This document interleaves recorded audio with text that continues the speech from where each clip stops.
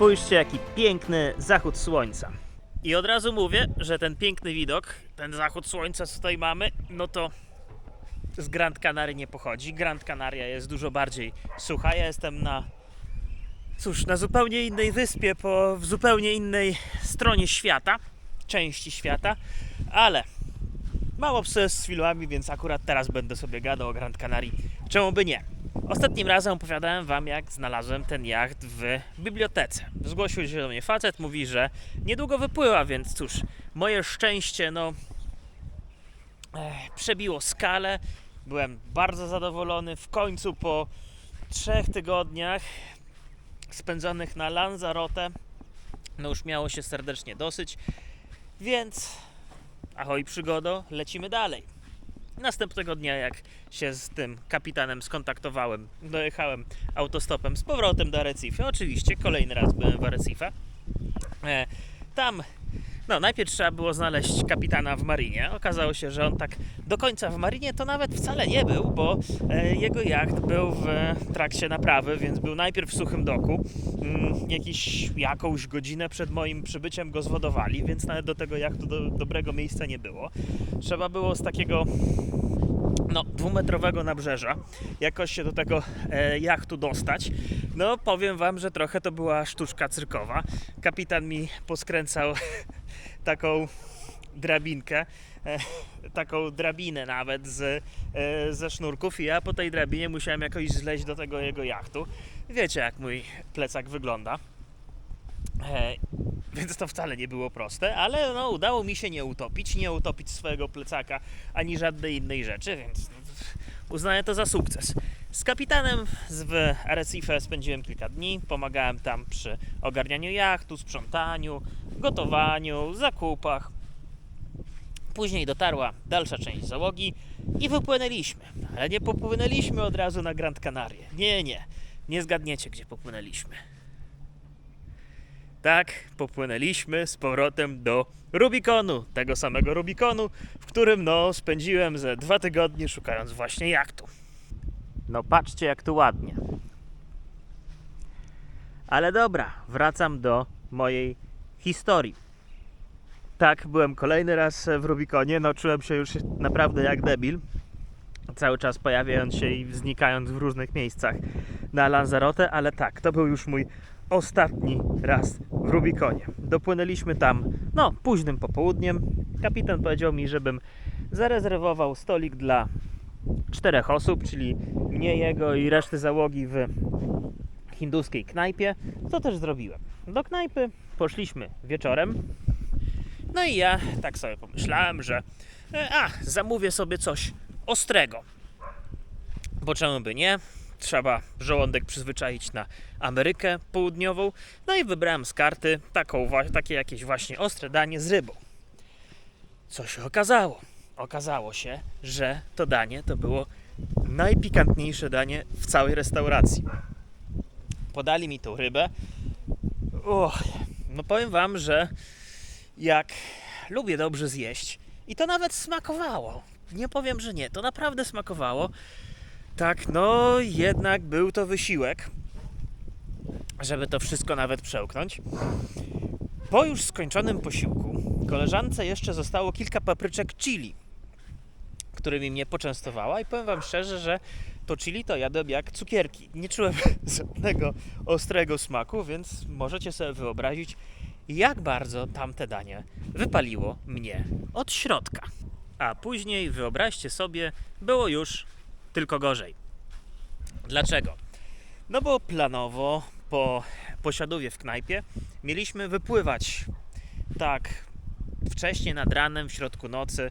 Kapitan powiedział pomiędzy 3 a 4. Ostatecznie wypłynęliśmy o 3. Fale pomiędzy wyspami były naprawdę spore, bo wiecie, woda się pomiędzy masami lodu zbija, fale są duże, jachtem trzęsło we wszystkie strony, a ja z tym moim piekiełkiem w brzuszku sobie na tym jachcie byłem. I tak jak nigdy wcześniej nie miałem choroby morskiej i jak się okazało, przynajmniej do tej pory, jak to nagrywam, nigdy później, tak, noc była ciężka. łódką rzucało na wszystkie strony, tak samo jak tym wszystkim, co miałem w żołądku.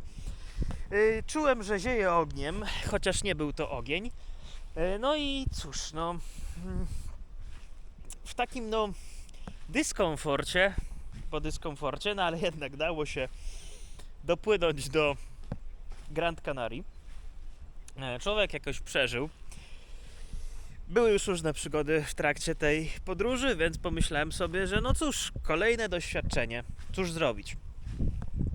Dopłynęliśmy do mariny późnym popołudniem, ale przez to, że no niestety w marinach obsługa pracuje tam powiedzmy do 16, no to nas już nie wpuszczono, więc mieliśmy jeszcze jedną noc na łodzi, na jachcie i następnego dnia już szczęśliwy, zadowolony i co najważniejsze, po wypiciu hektolitrów wody i zagryzieniu tej ostrej rybci kilkoma bułkami, cały i w miarę zdrowy, wyszedłem na Grand Canaria zaczynać moją przygodę z jachtostopem od początku. Jak wiadomo, pierwsze dni w nowym miejscu nigdy nie są łatwe, tak też było i tym razem. No, nie wiedziałem gdzie iść, nie wiedziałem co ze sobą zrobić. Zastanawiałem się, gdzie by tu rozbić namiot, więc pierwsze co zrobiłem, jak byłem w marinie, no to pomyślałem sobie, że przejdę się trochę po tej marinie, zobaczymy co tam ciekawego jest. Poszedłem do lokalnego baru, który był przy marinie, złapałem Wi-Fi, pościągałem sobie mapy, popatrzyłem, gdzie by tu można było rozbić namiot, gdzie by tu można było wydrukować ogłoszenia, no i tak jakoś spędziłem cały dzień, próbując chwilę to tam z różnymi osobami pogadać, trochę z właścicielem, no ale w końcu się zdecydowałem, że no trzeba ruszyć dupsko. Przy okazji wysyłałem ogłoszenia na couchsurfingu i zgłosił się, czy odpisał mi jeden chłopak z Polski.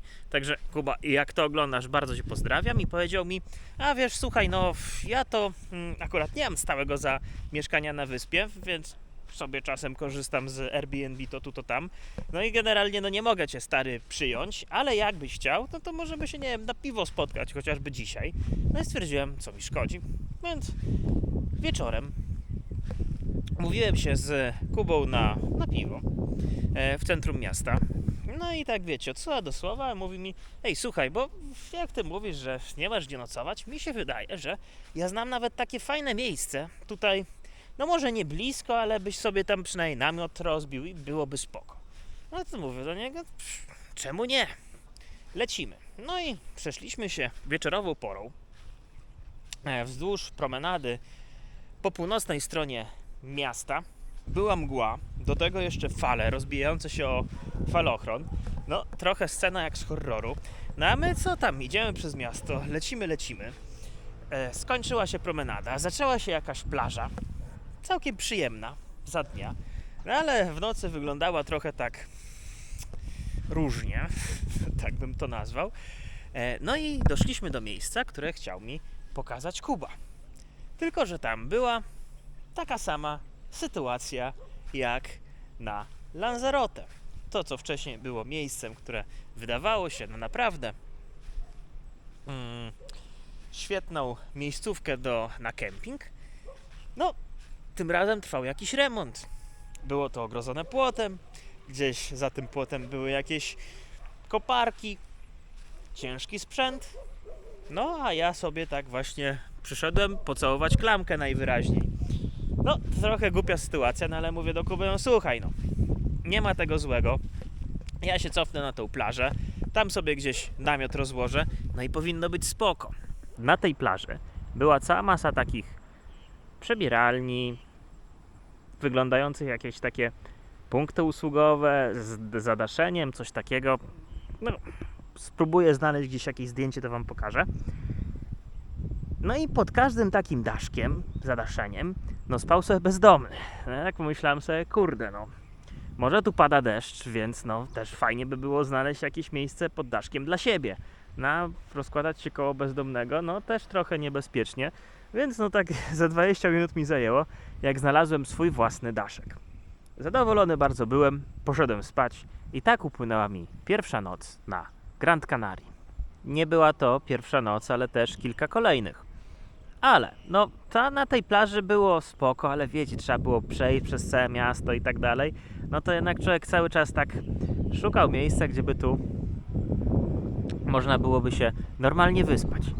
No i znowu się odezwał do mnie Kuba i mówi do mnie: ej, wiesz co, słuchaj, bo jest taka sprawa, że ja w sumie jestem na tym jednym Airbnb, ale no ja tak widzę, tutaj nie ma właściciela, on właściwie ma w dupie, co tu się dzieje, bo wynajmuje chyba z 8 mieszkań w całej kamienicy. Wiesz co, jak chcesz, to do mnie wbijaj.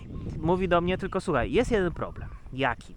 No generalnie to są rzeczy jakiegoś innego gościa. Ja nie wiem, dlaczego to są czyjeś rzeczy. Czy był jakiś overbooking, czy cokolwiek takiego. W sensie, czy pokryły się rezerwacje.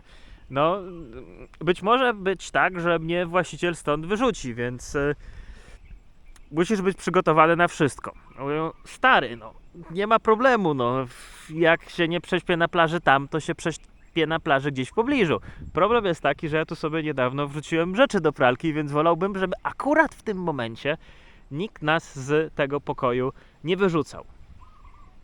Okazało się, że miałem szczęście i no z pokoju nikt nas nie wyrzucał. Przyszedł jakiś facet, rzeczywiście zabrał swoje rzeczy. No i no, z lekkim stresikiem, co prawda, ale jakoś się udało przespać. Następnego dnia poszedłem do mariny. A w marinie spotkałem Polaków. Dodatkowo udzielili mi kilku cennych rad, mówiąc między innymi, że wiesz co, Marcin, bo tutaj obok mariny też jest plaża. Nawet tak samo mają dostęp do toalety i wszystko. I to w ogóle większość jachtostopowiczów śpi, więc nie musisz łazić nie wiadomo gdzie, możesz się tu zatrzymać. Była to bardzo ważna rada, z której skorzystałem w kolejnych dniach. No ale tutaj Boguś, którego serdecznie pozdrawiam, zarówno Bogusia, jak i żonę, zaproponował mi coś jeszcze, za co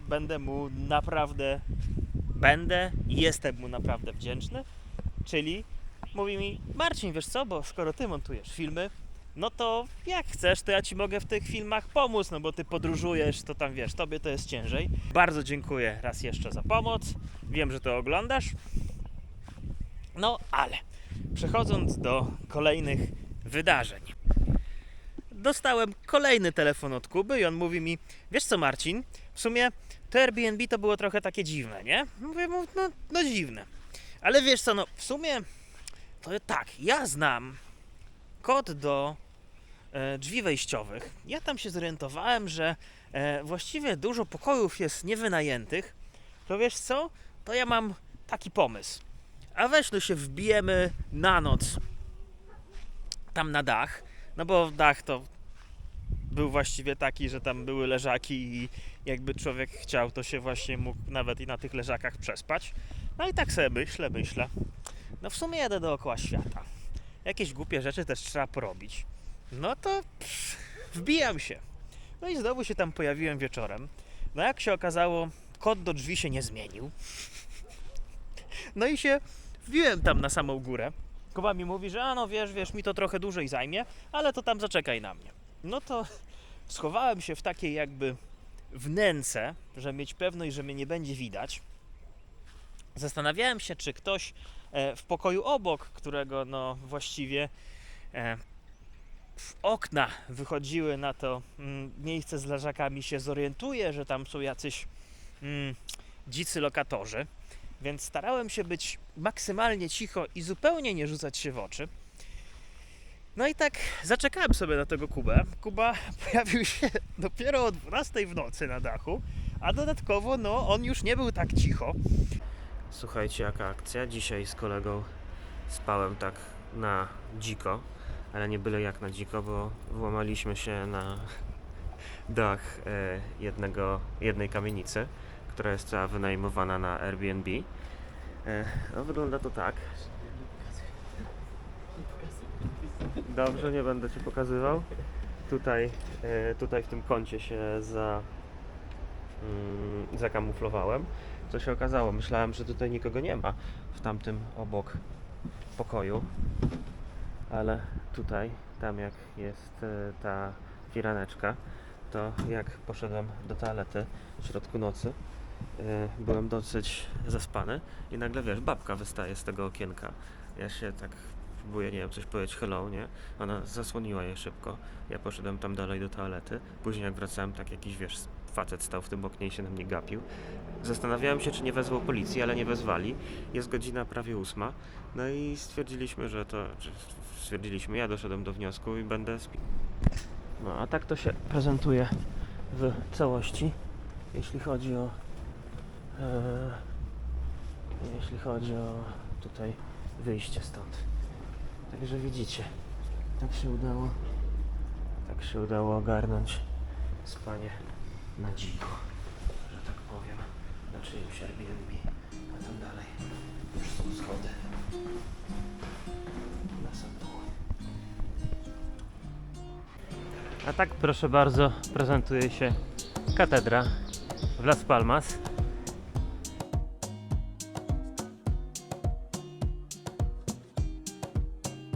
To przed nami, to nie wiem, czy wiecie, czy nie wiecie, ale to jest dom Krzysztofa Kolumba, taki ładnie ozdobiony.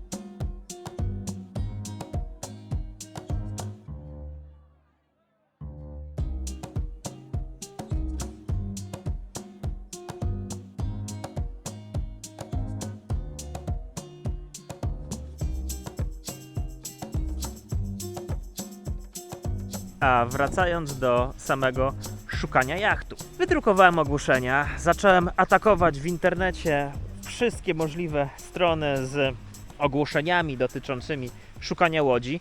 No, powiem wam, że byłem lekko zestresowany.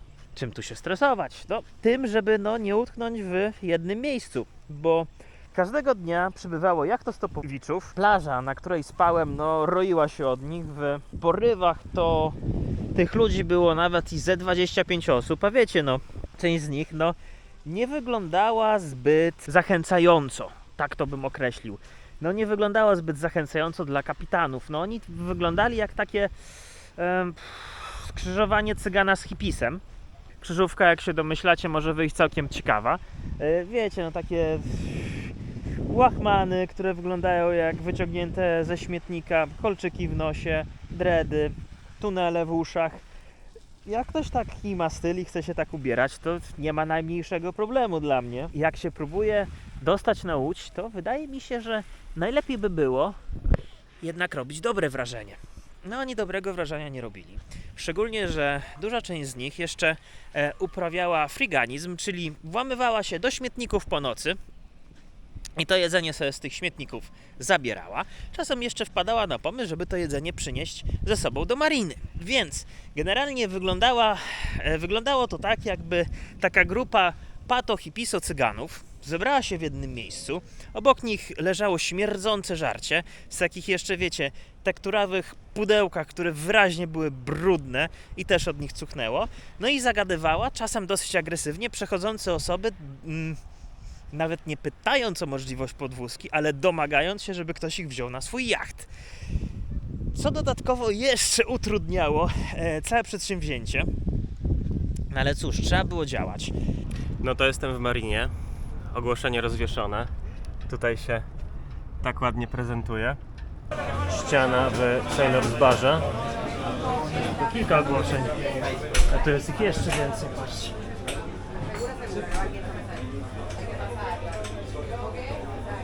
Jesteśmy obok pralni, zaraz wam pokażę kolejną tablicę ogłoszeń. Ale na razie gadam tutaj, bo po pierwsze jest tam sporo ludzi i ciężko będzie usłyszeć mój komentarz. Po drugie, spotkałem gościa, o którym opowiadałem wam wcześniej, że znalazłem mu jachtostopa w przeciągu 15 minut. Więc teraz może się odwdzięczy i zagada swojego kapitana, żeby mi coś znalazł. Znalazłem kolejnego jachtostopowicza, którego widziałem na Lanzarote. On też już znalazł bezpośrednio do Capo Verde, a być może będzie płynął do Brazylii. Miałem jakoś pecha, ale to, co chciałem wam pokazać, to właśnie ta tablica ogłoszeń tutaj. Patrzcie. To wszystko prawie wszystko. To są najróżniejsze ogłoszenia. Tutaj jedno znajome, ale jak widzicie, ogłoszeń jest coraz więcej i więcej. Siemano, wieczorową i deszczową porą. Pomyślałem, że tutaj coś nagram, bo to moja ostatnia noc tutaj, a w sumie warto by było uwiecznić co i jak. Jestem na plaży, tuż obok mariny. Tutaj mam palemki, światła już z mariny. Tutaj, proszę bardzo, rząd namiocików. Wczoraj jeszcze tych namiotów było, i to nie oszukując, 3-4 razy więcej, ale mam wrażenie, że po prostu albo ludzie na deszczową noc przenieśli się do hostelów, albo po prostu część z nich zrezygnowała. No, przynajmniej o 2 osobach wiem, że zrezygnowały, bo się zbyt ciężko łapało. Ja jednak jestem uparty, ale też będę się stąd przenosił. Dlaczego? Tam jest ciągniczek, który mnie tu trochę zagłusza, no ale nieważne. Dlaczego? Otóż dlatego, że znalazłem jachtostopa. I to gdzie? Na Martynikę. To jest przez ocean, chociaż nie tam, gdzie bym chciał dotrzeć, więc cóż, zapowiada się jeszcze dłuższa przygoda morska, czy oceaniczna nawet, nim się spodziewałem, ale co zrobić? Ponieważ tych jachtostopowiczów jest naprawdę dużo, to co wam pokazywałem wcześniej, te ogłoszenia, to tych ogłoszeń jest jeszcze więcej i mam wrażenie, że każdego tygodnia będzie tych jachtostopowiczów przybywało, co niekoniecznie musi się wiązać z tym, że będzie przybywało jachtów, które będą płynęły akurat do Brazylii, bo dzisiaj, jest niedziela, wypłynęła pierwsza tura tego wyścigu ARK. Natomiast będzie jeszcze druga tura, która będzie wypływała dopiero 19 listopada. No to jest za 2 tygodnie, więc w przeciągu tych 2 tygodni zapewne nie pojawią się prawie żadne łódki, które by płynęły bezpośrednio do Brazylii. Na 2 tygodnie tutaj czekać, jak tych osób jest coraz więcej, to jest trochę bez sensu. Więc stwierdziłem ostatecznie, że na tą Martynikę będę płynął, szczególnie, że tam jest jeden z największych portów na Karaibach. Co jeszcze mogę powiedzieć? Może już nic nie będę mówił, natomiast pokażę graffiti, które z tego co mi wiadomo jest już tu od co najmniej roku, które będzie chyba dobrym podsumowaniem emocji, które nam tu towarzyszą przy łapaniu tych jachtów.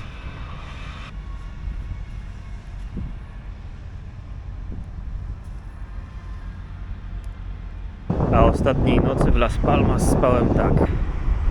Był silny wiatr, więc rozłożyłem się pomiędzy łódkami. Tu jeszcze sobie wsparłem namiot dodatkowo. Tam mamy obóz jachtostopowiczy. Tutaj rozciąga się plaża. No i będę łapał stopa na drugi koniec wyspy. Żegnam się z Las Palmas takim widoczkiem z wzgórza, które tutaj zdobyłem idąc na wylotóweczkę.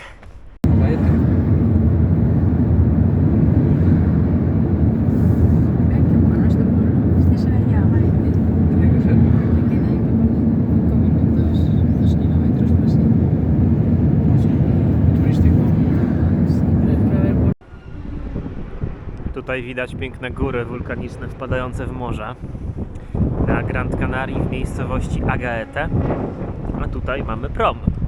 No i ktoś by mógł powiedzieć: Marcin, ty pierdoło, to co, nie udało się jednak dookoła świata autostopem, skoro teraz będziesz płynął promem? Otóż widzicie, dostałem forsę na bilet, więc jak najbardziej liczy się jako autostop, no bo nie ja płacę za transport, a że jacht akurat wypływa z Teneryfy, no to zrobię sobie wycieczkę promem, bo czemu nie? Trafiłem już na prom. Tutaj tak wygląda mój widoczek z okna.